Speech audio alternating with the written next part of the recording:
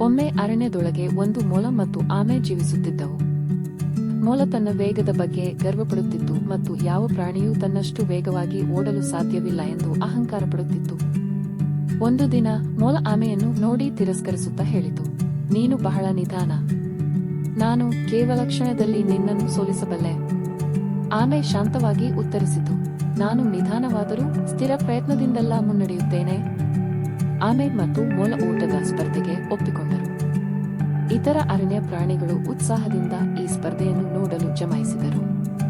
ಓಟ ಪ್ರಾರಂಭವಾಯಿತು. ಮೊಲ ಮೆರುಗು ಹೊಡೆದು ಎತ್ತರಕ್ಕೆ ಜಿಗಿದು ವೇಗವಾಗಿ ಓಡತೊಡಗಿತು. ಆಮೆ ನಿಧಾನವಾಗಿ ಆದರೆ ನಿರಂತರವಾಗಿ ಸಾಗತೊಡಗಿತು. ಮೊಲ ಸ್ವಲ್ಪ ದೂರ ಓಡಿದ ನಂತರ ಹಿಂದನ್ನು ನೋಡಿ ಆಮೆ ತುಂಬಾ ದೂರ ಉಳಿದಿದೆ ಎಂದು ನೋಡಿ ನಗಿತು. ಅಯ್ಯೋ, ಇಷ್ಟು ಸುಲಭವಾದ ಓಟ. ಸ್ವಲ್ಪ ಹೊತ್ತು ವಿಶ್ರಾಂತಿ ತೆಗೆದುಕೊಳ್ಳೋಣ ಎಂದು ಹೇಳುತ್ತಾ ಒಂದು ದೊಡ್ಡ ಮರದ ನೆರಳಿನಲ್ಲಿ ಮಲಗಿತು.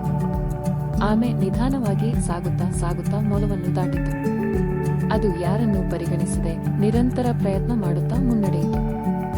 ಮೊಲ ಎಚ್ಚರಗೊಂಡು ನೋಡುವಾಗ ಆಮೆ ಗುರಿ ತಲುಪಲು ಸಮೀಪವಾಗಿತ್ತು. ಅದು ಎಷ್ಟು ಪ್ರಯತ್ನಿಸಿದರೂ ಈಗ ತಡವಾಗಿತ್ತು.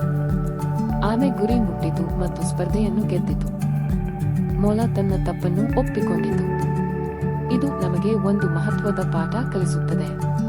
ಸ್ಥಿರ ಪ್ರಯತ್ನವೇ ಯಶಸ್ಸಿನ ಮಂತ್ರ. ಅಹಂಕಾರ ಎಲ್ಲಿಯಾದರೂ ನಮ್ಮ ಸೋಲಿಗೆ ಕಾರಣವಾಗಬಹುದು.